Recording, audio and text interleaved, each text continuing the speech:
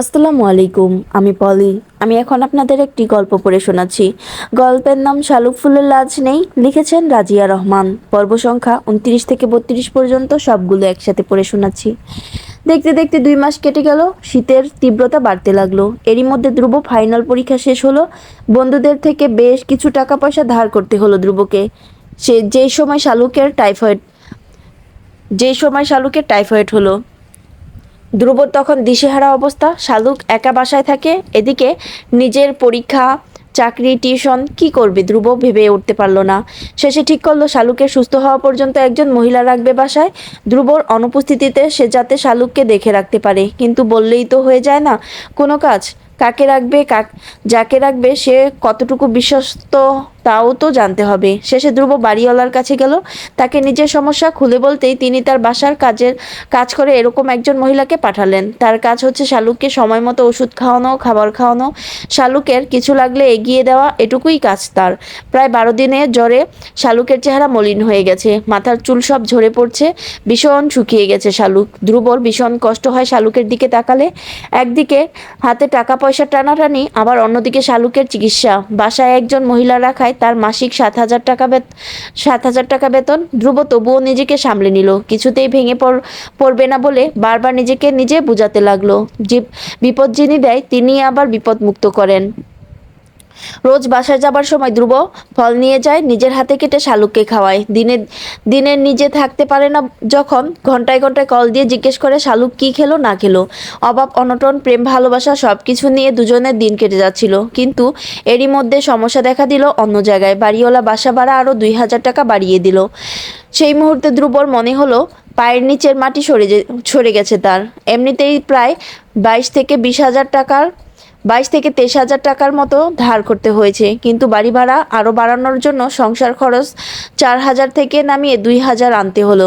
শালুকের এই মুহূর্তে পুষ্টিকর খাবার দরকার। একদিকে ধ্রুব টিউশনি শেষ করে রাস্তার পাশে বসে রইল। এই মুহূর্তে তার মনে হচ্ছে তার চাইতে অসহায় পৃথিবীতে আর কেউ নেই। নিজের ভালোবাসার মানুষকে পাওয়ার পরও তাকে ভালো রাখতে পারছে না সে। হতাশায় নিমজ্জিত হলো ধ্রুব। বাসায় যাওয়ার মতো অবশিষ্ট শক্তিও যেন তার দেহে নেই। অনেকক্ষণ পথে বসে থাকার পর ক্লান্ত দেহটাকে টেনে নিয়ে গেল কোনো মতে। শালুক জেগেই ছিল ধ্রুবর অপেক্ষায়। শালুকের শরীর এখন আগের চাইতে অনেকটা ভালো। ধ্রুবর আসতে দেরি হচ্ছে দেখে আজ নিজেই রান্না করেছে শালুক। বেশি কিছু রান্না করতে পারেনি। ভাত, ডাল, বেগুন দিয়ে শুটকি আর বেগুন ভর্তা বানিয়েছে। ধ্রুবর হঠাৎ করে মনে হলো এখন তো রান্না করতে হবে। এত দেরিতে রান্না করলে শালুক কখন খাবে। নিজের উপর ভীষণ রাগ উঠল ধ্রুবর। এতটা বেখেয়ালি হলো কিভাবে সে, এটাই ভেবে পেল না। কেন এতক্ষণ বাইরে সময় নষ্ট করলো। পর মুহূর্তে ঠিক করলো শালুকের জন্য হোটেল থেকে খাবার নিয়ে আসবে, নয়তো শালুকের খাওয়ার খুব দেরি হবে। ধ্রুবকে আবারও বের হতে দেখে শালুক আটকালো, সামনে দাঁড়িয়ে জিজ্ঞেস করলো কোথায় যাচ্ছেন এখন আবার।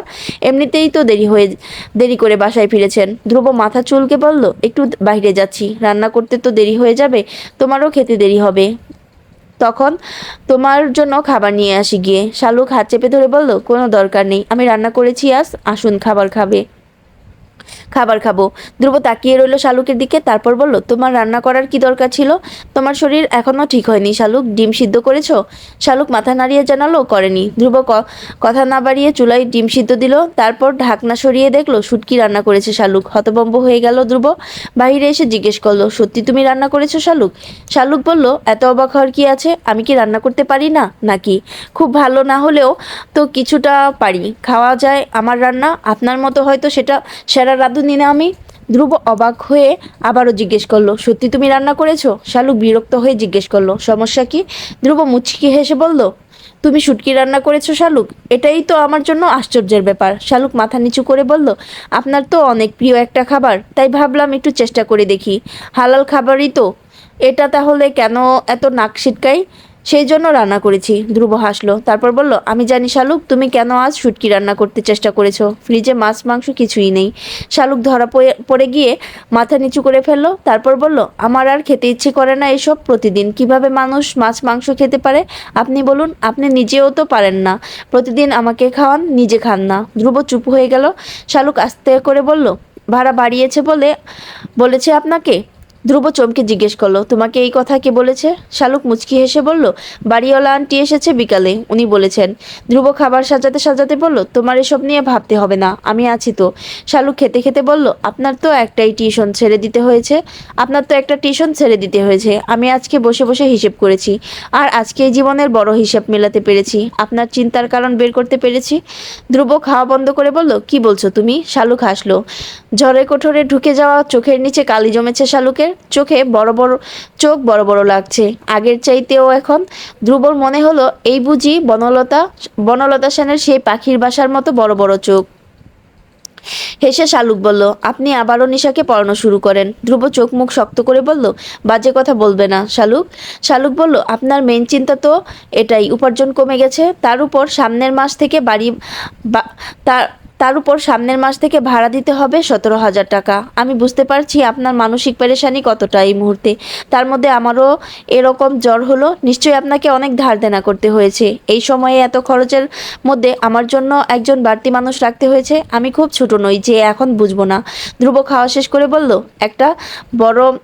এতটাও বড় হয়ে যাওনি যে এত চিন্তা তোমার করতে হবে এই সময়। আমি আছি তো, আমাকে ভাবতে দাও। খাওয়ার পর শালুকের ওষুধ এনে খাইয়ে দিল ধ্রুব বিছানায় শুয়ে। তারপর বলল, আমি একটা সিদ্ধান্ত নিয়েছি শালুক, তোমাকে কোনো লেডিস হোস্টেলে উঠিয়ে দিই, আমি আমার হলে চলে যাব। শালুক হতবাক হয়ে তাকিয়ে থেকে বলল, আপনার কাছ থেকে এক চুল দূরেও আমি যাব না, এসব চিন্তা বাদ দিন আপনি। ধ্রুব হাসলো, কম্বল মুড়ি দিয়ে শুয়ে বলল, কাছেও তো আসো না আমার। শালুক তাকিয়ে রইল দুবুর দিকে, তারপর দুবুর বুকে মাথা রেখে বলল, এই যে কাছে আসি। ধ্রুব শালুকের হাত চেপে ধরে বলল, আরো কাছে আসা যায় না? যত কাছে আসলে দুজন মিশে একাকার হয়ে যেতে পারবো। শালুক লজ্জা পেয়ে মাথা লুকালো দুবর বুকে, ফিসফিস করে বলল, ভীষণ ঠান্ডা পড়েছে। ধ্রুব শালুকের মতো ফিসফিস করে বলল, তাহলে আরো ঠান্ডা লাগুক তোমার শালুক, ভীষণ ঠান্ডা লাগুক, যাতে আমি হই তোমার উষ্ণতার চাদর। প্রথমবারের মতো দুজনের মধ্যে ভীষণ ভালোবাসার লেনাদেনা হলো। প্রবল শীতের রাতে দুজনে একে অন্যকে উষ্ণ করে তুলতে লাগলো। সেই রাতে তৃপ্ত হলো দুজনের চাতক মন। শালুক সকালে ধ্রুবকে বকতে লাগলো, ধ্রুব হাসতে লাগলো। এক অজানা সুখে ধ্রুবর দেহ মন তৃপ্ত হয়ে আছে। সোয়েটারের উপর শালুক চাদর জড়িয়ে নিল, তবুও যেন শীত কমছে না তার। ধ্রুবকে সে কথা বলতেই ধ্রুব হেসে বলল, আসো তাহলে, আবারও উষ্ণ করে দেই তোমাকে। শালুক লজ্জায় লাল হয়ে বলল, দূর, আপনি ভীষণ খারাপ, এর চাইতে ভালো আমাকে লেডিস হোস্টেলে উঠিয়ে দিন। ধ্রুব শালুকের পাশে বসে হেসে বলল, এখন যে আমি কিছুতেই তোমাকে ছাড়বো না বোকা ফুল। ফুলটাকে অন্যত্র পাঠিয়ে দিলে রাতে তার শীত করলে আমি তো তার শীত দূর করতে পারবো না। এখন যে তোমাকে আরো শক্ত করে বেঁধে ফেলতে ইচ্ছে করছে নিজের সাথে। শালুক বলল, একটা কথা বলি, রাগ করবেন না বলুন। ধ্রুব বলল, আচ্ছা বলো। শালুক বলল, আমরা এই বাসাটা ছেড়ে দিই, এত বড় বাসার তো আমাদের কোনো দরকার নেই, তাই না? আমরা দুজন মানুষ, একটা রুম হলেও আমাদের চলে যাবে। অযথা 17,000 টাকা ভাড়া দিয়ে থাকার কি দরকার তাহলে? ছোট একটা বাসা নিন আপনি, এক এক রুমের হলে আরো ভালো হয়, এতে করে আমাদের সব দিক থেকেই সুবিধা হবে। ধ্রুব অপলক তাকিয়ে থেকে বলল, অনেক বড় হয়ে গেছিস তুই শালুক, তোর মনে আছে ছোটবেলায় তুই ভীষণ জেদ করতি আমার ছাদে একটা রুম আছে, তোর নেই কেন? এটা নিয়ে তুই বলতি তোর ভীষণ বড় রুম লাগবে, জোর করে ছাদের একটা ঘর দখল করেছিস তুই, আর আজ সেই তুই কে সুন্দর করে বলছিস একটা রুম হলেই চলবে।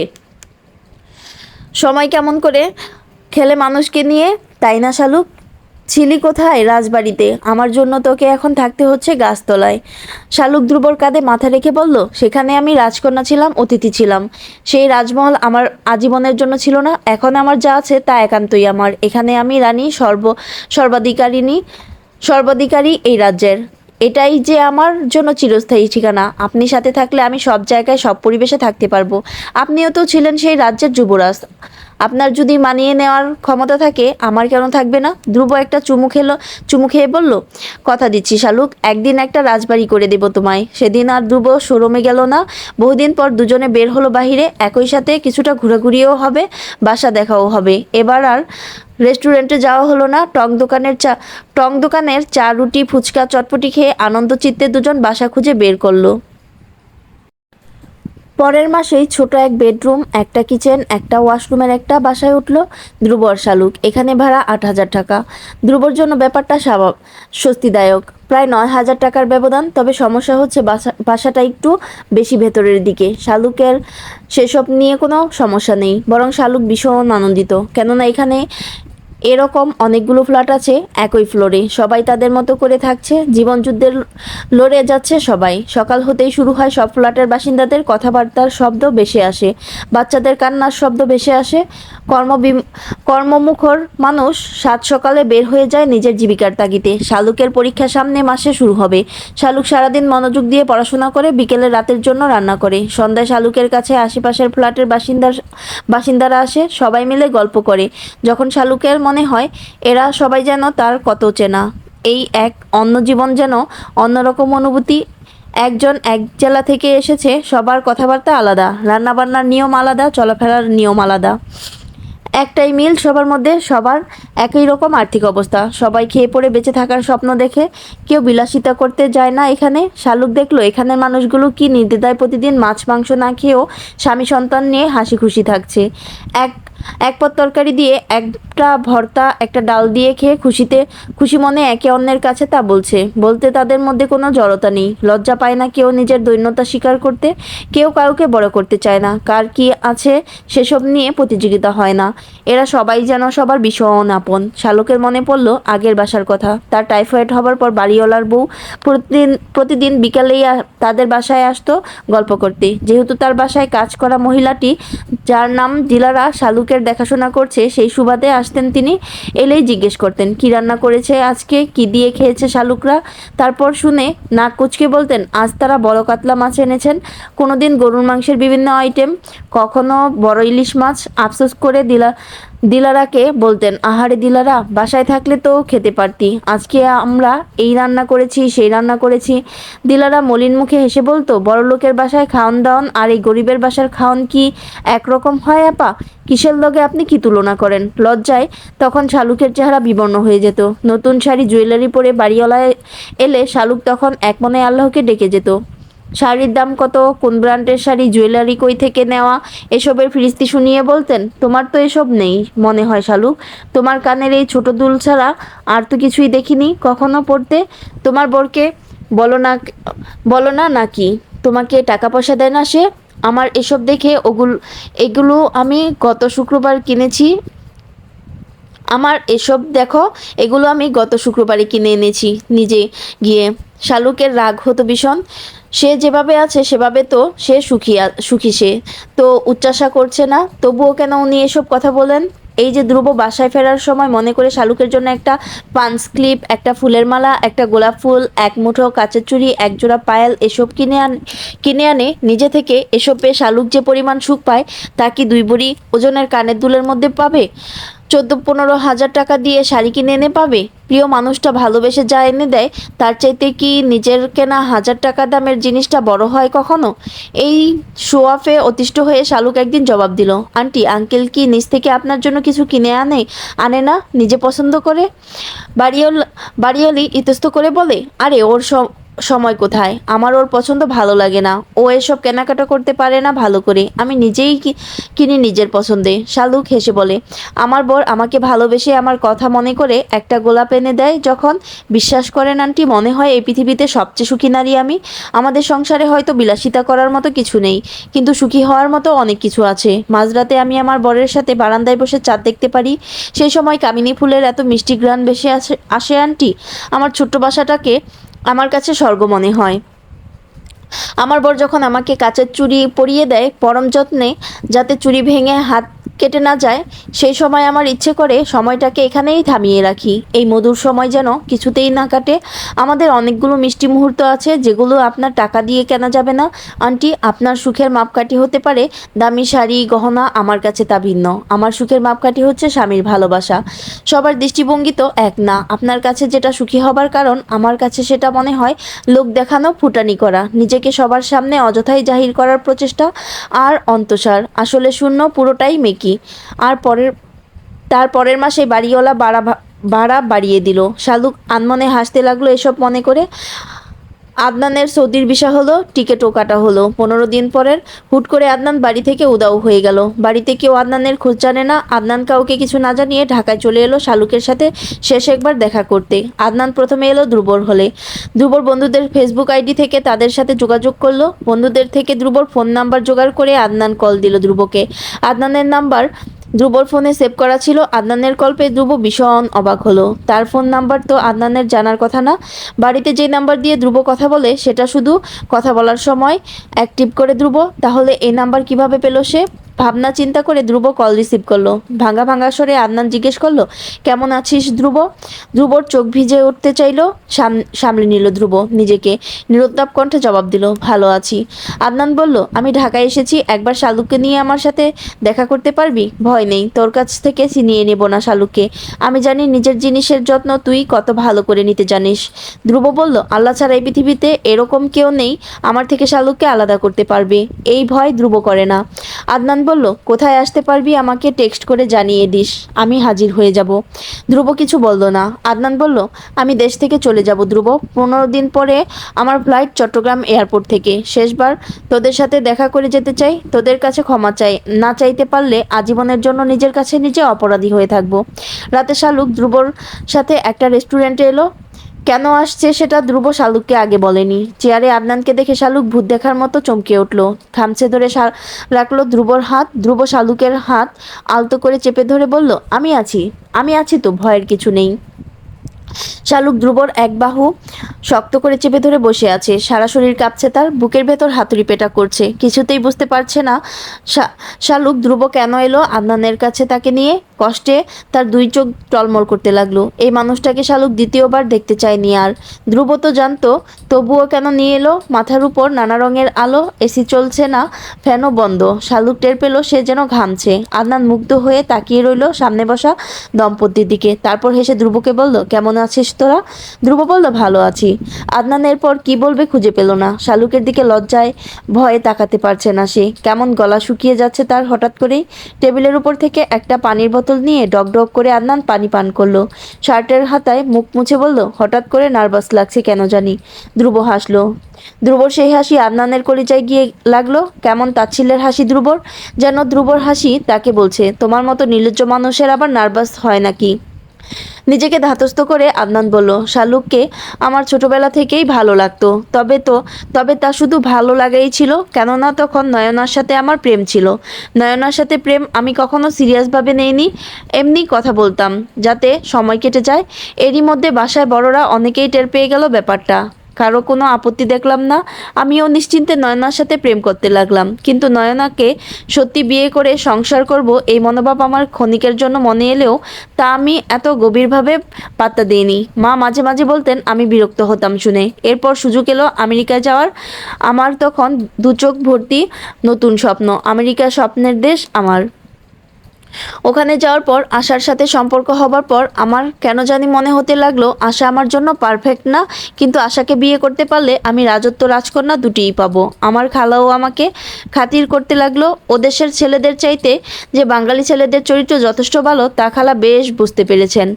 তাছাড়া ওখানে ডিভোর্স, লিভ টুগেদার এসব কোনো ব্যাপার না। খালা বাঙালি মেয়ে তো, তাই চেয়েছে আশার বিয়ে আমার সাথে হোক, তাতে অন্তত তার মেয়ের সংসার ভেঙে যাবে না। কিন্তু আমার মাথায় তখন অন্য প্ল্যান। আশা অনেকের সাথেই ক্লোজ হয়েছে, হাগ, লিপ, কিস, এমনকি বিছানা অবধিও গেছে। সেসব আশার নিজের স্বীকারোক্তি। সেই মুহূর্তে আমার মনে হলো এরকম একটা মেয়ের সাথে আমি আজীবন থাকতে পারবো না। আবার তাকে ফিরিয়ে দিলে সোনার ডিম পাড়া হাঁস সে অনেক কিছুই হাতছাড়া হয়ে যাবে।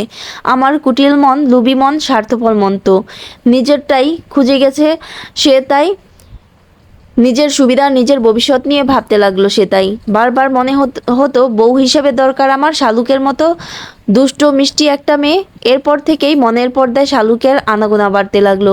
সিদ্ধান্ত নিলাম আশাকে বিয়ে করে একবারে আমেরিকায় সেটেল হবার পর তাকে ছেড়ে দিব। এরপর শালুককে বিয়ে করব। এতে আমার সাপও মরবে, লাঠিও ভাঙবে না। আশাকে ছাড়ার জন্য উপযুক্ত কারণের অভাব হতো না আমার। দুজনের দেশ, কালচার যেহেতু আলাদা, আশা আমার সাথে অ্যাডজাস্ট করতে পারতো না আমি জানতাম। আশার কাছে ভালো হবার জন্য আমি আশার হ্যাঁতে হ্যাঁ, আশার নাতে না মেলাতে থাকি। আমি বোকা ছিলাম। আশা যে ভীষণ চালাক মেয়ে তা আমি ধরতে পারিনি। আশা আমাকে নিয়ে খেলছিল। তার এই খেলা শেষ হবার আগ পর্যন্ত আমি কিছুতেই বুঝতে পারিনি। ফোনে শালুকের সাথে মাঝে মাঝে কথা বলতাম। শালুকের বয়স কম, আমার কথা শুনে শালুক হয়তো আমাকে নিয়ে ভাবতো কখনো, আমি সেটা জানি না। শালুক কখনো আমাকে ফিডব্যাক দেয়নি, আমি বলতাম ও চুপ করে শুনতো। এরপর আশা গোধরে বাংলাদেশে আসবে বলে ওর আশা হয়নি ওর আশা হয়নি এই দেশে। আমি ভাবলাম এই সুযোগ, দেশে গেলে মাকে বলে বিয়ের ব্যবস্থা করে নিব।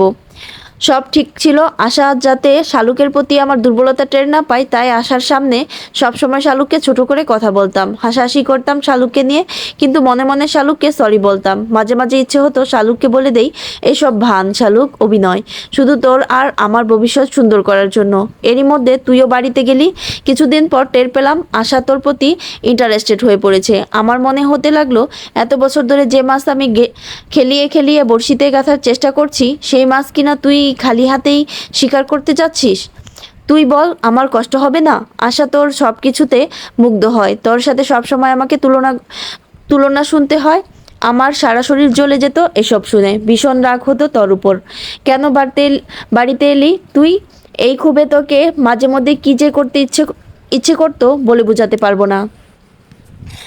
এরপর যখন দেখলাম আশা তোর সাথে ঘুরে বেড়ায় হাসাহাসি করে, তখন আমার সহ্যের সীমা ছাড়িয়ে গেল। আমার তখন মনে হলো কিছু একটা করতেই হবে এবার। আমি তখন প্ল্যান করলাম, আফিফার বিয়ের আগের রাতে ঠিক করলাম তোকে ভীষণ বদনাম করে দিব, যাতে আশার মোহ কেটে যায়।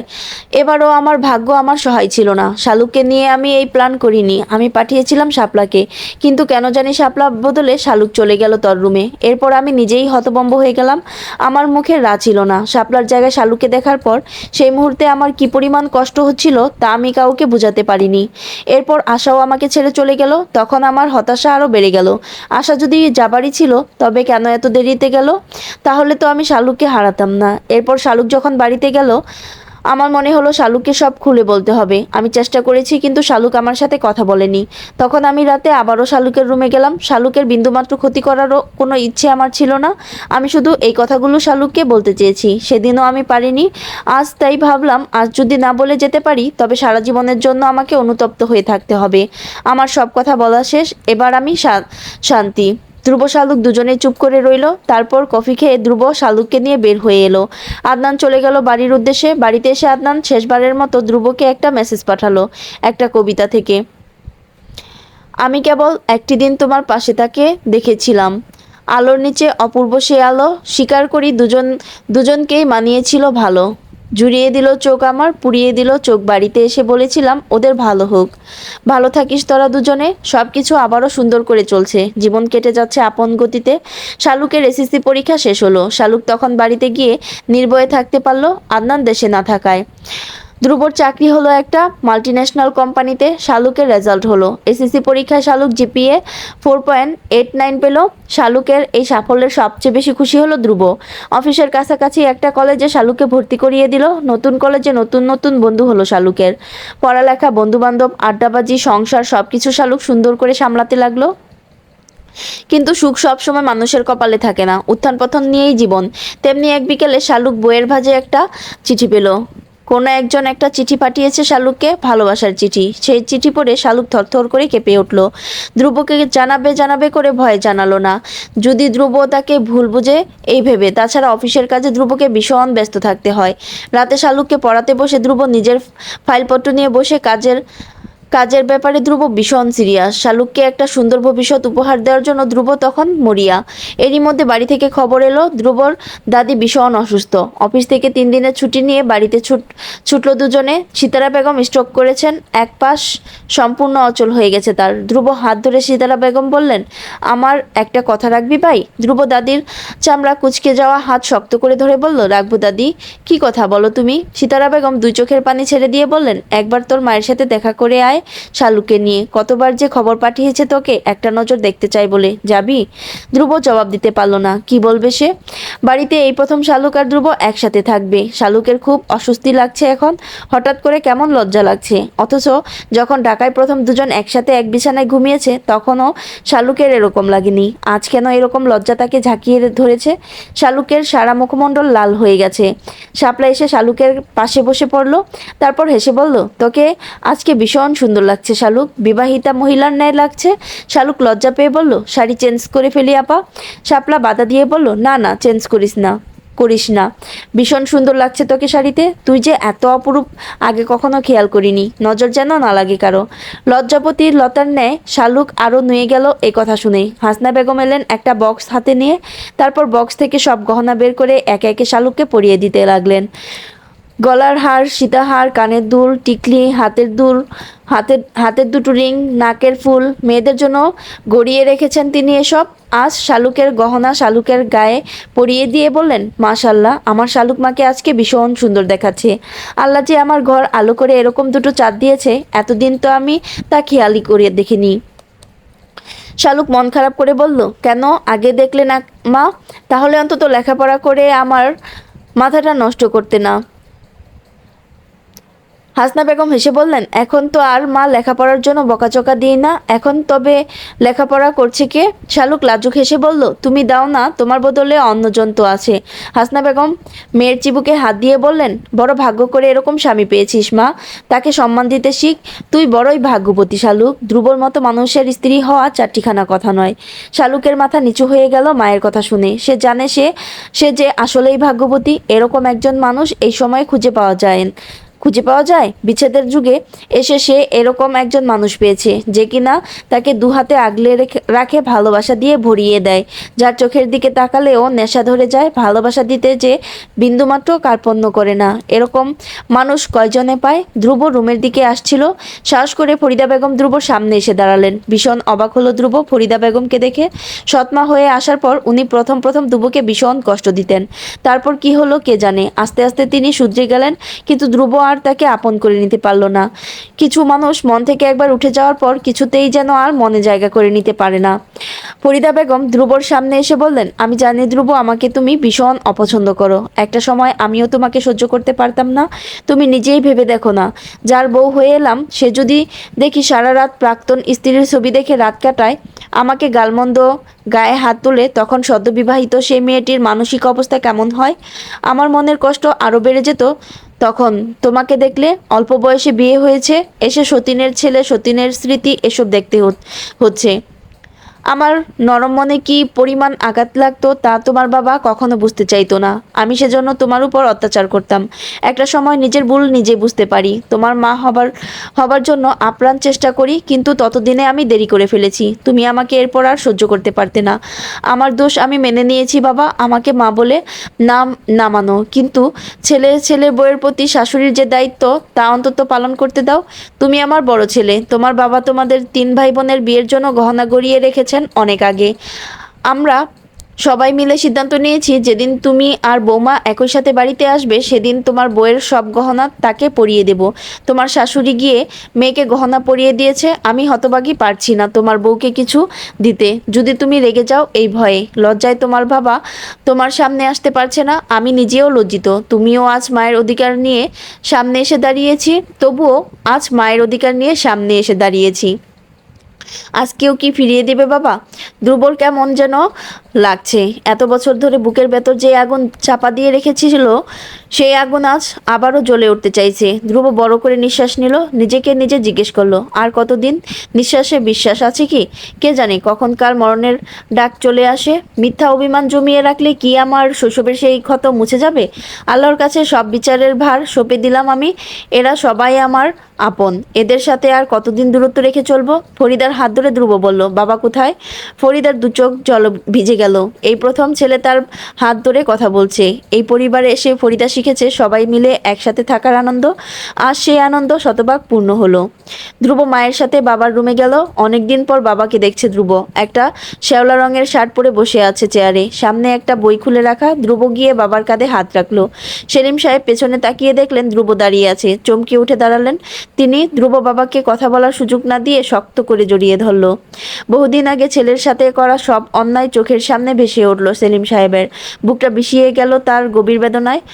হায়, কি অবিবেচক ছিলেন তিনি তখন রাগে ক্রোধে কেমন অন্ধ হয়ে পড়েছিলেন। তিনি সেই সময় যে নিজের ছেলের সাথে অমানবিক আচরণ করতেও তার বুক কাঁপেনি। মা হারানো ছেলেটাকে যখন তার উচিত ছিল বুকে টেনে নেওয়া, তখন তিনি তাকে দূরে সরিয়ে দিয়েছেন। আজ নিজের অন্যায় কাজের জন্য নিজেই অনুতপ্ত হচ্ছেন বারবার। চোখ বেয়ে শ্রাবণের ধারা নেমেছে, কথা বলতে পারলেন না তিনি। শুধু তার ফোপানোর শব্দ শোনা যাচ্ছিল। বুকের ভেতর যেন খামচে ধরে আছে কেউ তাকে। এক অজানা হাহাকার শক্ত করে চেপে ধরেছে তার হৃৎপিণ্ড। ধ্রুব বাবাকে শক্ত করে জড়িয়ে ধরে বলছে, কাঁদবেন না বাবা, আপনার প্রতি আমার কোনো অভিযোগ নেই। আমি এখন বুঝি নিজের স্ত্রীর প্রতি একজন মানুষের কি পরিমাণ গভীর ভালোবাসা থাকলে সে এত পাগলামি করতে পারে। আমার আজ আফসোস হচ্ছে না যে আমার মা একজন সত্যিকার ভালোবাসা আমার আজ আফসোস হচ্ছে যে আমার মা একজন সত্যিকার ভালোবাসার মানুষ পেয়েও তাকে ধরে রাখতে পারেনি। আপনি কোনো ভুল করেননি বাবা। আপনার জায়গায় অন্য কেউ হলে নিজেকে সামলাতে পারতো না। কাঁদতে কাঁদতে সেলিম সাহেব বললেন, আমাকে মাফ করে দিস বাবা, আমি তোর যোগ্য পিতা হতে পারিনি, আমি তোকে ভালো রাখতে পারিনি। ধ্রুব বলল, আপনার প্রতি আমার কোনো অভিযোগ নেই বাবা, আপনিও আমাকে ক্ষমা করবেন। আপনাকে আমিও অনেক কষ্ট দিয়েছি, বারবার আপনার ডাক আমি প্রত্যাখ্যান করেছি, আমি লজ্জিত বাবা। বাবা ছেলের এই মিলন দেখলো বাড়ির প্রতিটি সদস্য। ফরিদা বেগম এক ফাঁকে ছুটে গিয়ে সবাইকে ডেকে এনেছে। বাবা ছেলের সাথে সাথে সবাই কাঁদছে। কেন কাঁদছে কেউ জানে না। এক গভীর বিষাদ মিশ্রিত আনন্দ সবাইকে ছুঁয়ে যাচ্ছে। নিজের নিজেরা না চাইতেও চোখ ভিজে যাচ্ছে। বাবা ছেলের মিলন দৃশ্যের চাইতে সুন্দর কোনো দৃশ্য যেন কেউ দেখেনি কখনো। উপহারের পর উপহার পেয়ে শালুক অবাক। এত গহনা তার! অবাক হচ্ছে শালুক এসব দেখে। তার মায়ের চাইতেও বেশি গহনা দিয়েছে ফরিদা বেগম। এত গহনা শালুক কি করবে? ধ্রুব রুমে আসতে আসতে অনেক রাত হলো। শাড়ি পরে ঘুমিয়ে থাকা শালুকের মুখের দিকে তাকিয়ে থাকতে থাকতে ধ্রুবর মনে হলো, মনের মতো স্ত্রী পাওয়া আল্লাহর দেয়া একটা রহমত যেন, যাকে কাছে টানতে গেলে কোনো জড়তা আসে না, যার দিকে তাকালে মনের সব পেরেশানি কেটে যায়, যার হাসি অন্তরে সুখের দোলা দেয়, সারাদিনের সব ব্যস্ততা ক্লান্তি যার মুখের দিকে তাকালে হারিয়ে যায়, সেই তো স্ত্রী। সৃষ্টিকর্তার সব নিয়ম কি আশ্চর্য রকমের সুন্দর! আল্লাহর শুকরিয়া আদায় করলো ধ্রুব। শালুকের কপালে ঠোঁটের ছোঁয়া লাগাতে শালুক জেগে গেল। লজ্জা না পেয়ে শালুক নিজে ধ্রুবকে চুমু খেলো। তারপর ধ্রুবকে জড়িয়ে ধরে বলল, আপনাকে একটা কথা বলার ছিল। আমি ভয়ে এতদিন আপনার কাছে লুকিয়েছি, কিন্তু আজ মনে হচ্ছে ভুল করেছি। আমার উচিত ছিল সবার আগে আপনাকে জানানো ব্যাপারটা। আপনি আমার উপর রাগ করবেন না প্লিজ। ধ্রুব হেসে বলল, তোমার সেই প্রেমপত্রের কথা বলতে চাও? শালুক চমকে গেল শুনে, গলা শুকিয়ে গেল তার। ধ্রুব পানির গ্লাস এগিয়ে দিয়ে বলল, বউ আমার, আমি খেয়াল রাখবো না তা কি হয়? ছোটবেলা থেকে দেখে শুনে রেখেছি, আর এখন বুঝি এমনি এমনি ছেড়ে দেবো ভাবছো? তোমার বই খাতা গুছিয়ে রাখতে গিয়ে আমি চিঠিটা পেয়েছি, পড়ে হেসেছি কিছুক্ষণ।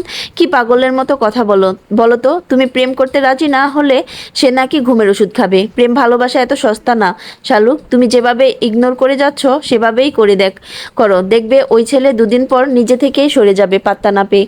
আমার বইয়ের উপর আমার ভরসা আছে। শালুক ফিসফিস করে বলল, আপনি এত ভালো কেন? ধ্রুব ফিসফিস করে বলল, বেশি ভালো? শালুক বলল, হ্যাঁ।